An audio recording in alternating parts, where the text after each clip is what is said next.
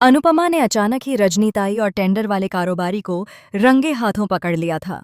यह वह क्षण था जिसने अनुपमा का दिल तोड़ देने के साथ साथ उसकी आंखें खोल दीं। उस दिन अनुपमा अपने किसी काम से बाहर निकली थी।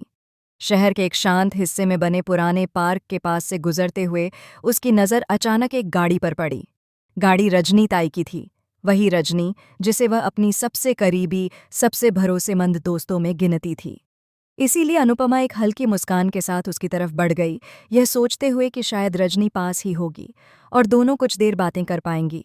लेकिन जैसे ही वह पार्क के अंदर जाती है, सामने जो दृश्य उसे दिखता है वह उसके पैरों तले जमीन खिसका देने के लिए काफ़ी था।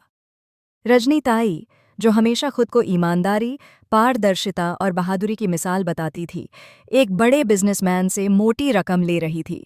और सिर्फ पैसे लेना ही नहीं, बल्कि वह उस व्यक्ति से यह वादा भी कर रही थी कि वह जल्द से जल्द रुकावटों को हटवाकर उसके टेंडर का काम शुरू करवा देगी। अपनी आंखों के सामने अपनी ही दोस्त को रिश्वत लेते देख अनुपमा सन्न रह गई। उसे ऐसा लगा जैसे कोई बहुत बड़ा धोखा उसके सामने खड़ा हो। गुस्से और हैरानी से उसका दिल जोर जोर से धड़कने लगा। लेकिन अनुपमा ने खुद को संभालते हुए जल्दी ही फैसला कर लिया कि वह इस बार चुप नहीं बैठेगी। वह अपनी इस धोखेबाज दोस्त को सबक जरूर सिखाएगी।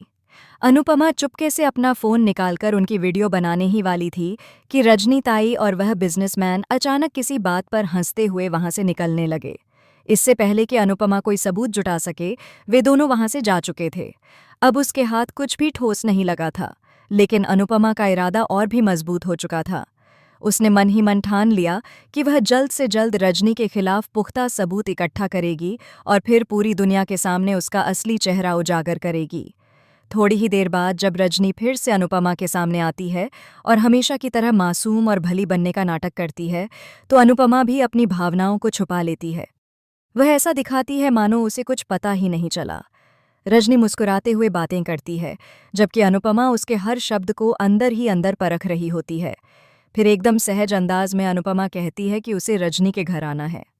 रजनी खुशी खुशी तैयार हो जाती है, लेकिन उसे क्या पता कि अनुपमा के दिमाग में एक ही बात है, उसके घर जाकर ऐसे सबूत ढूंढना जो रजनी की सच्चाई को पूरी तरह सामने ला सकें। अनुपमा जानती है मैं की है कि जो सच उसने पार्क में देखा है वह तो बस शुरुआत है। असल खेल तो रजनी के घर के अंदर छुपा हो सकता है, जहां शायद कागज, फाइलें, खाते या बातचीत के रिकॉर्ड मौजूद हों। लेकिन असली ट्विस्ट तब आने वाला है जब अनुपमा रजनी के घर पहुंचकर एक ऐसा बड़ा सबूत हासिल कर लेगी जो पूरी कहानी की दिशा ही बदल देगा। वह सबूत इतना मजबूत होगा कि रजनी लाख चाहकर भी अपनी सफाई नहीं दे पाएगी। और अनुपमा इस बार पीछे हटने वाली नहीं है। उसने कसम खा ली है कि चाहे कुछ भी हो, वह रजनी का असली चेहरा सबके सामने लाकर ही दम लेगी। अब सवाल ये है कि क्या अनुपमा अपनी इस धोखेबाज दोस्त को वास्तव में सबक सिखा पाएगी? क्या वह सच को दुनिया के सामने ला सकेगी? क्या रजनी जैसी चालाक और दोहरी जिंदगी जीने वाली महिला को बेनकाब करना इतना आसान होगा? आगे आने वाला ट्रैक बेहद दिलचस्प होने वाला है, क्योंकि यह सिर्फ धोखे की कहानी नहीं बल्कि भरोसे, रिश्तों और सच को उजागर करने की जंग की कहानी है। तो आपको क्या लगता है? क्या अनुपमा को रजनी को सबक सिखाना चाहिए? क्या उसे यह सच सभी के सामने लाना चाहिए या दोस्ती के नाम पर चुप रहना चाहिए? अपनी राय कमेंट में ज़रूर बताएं।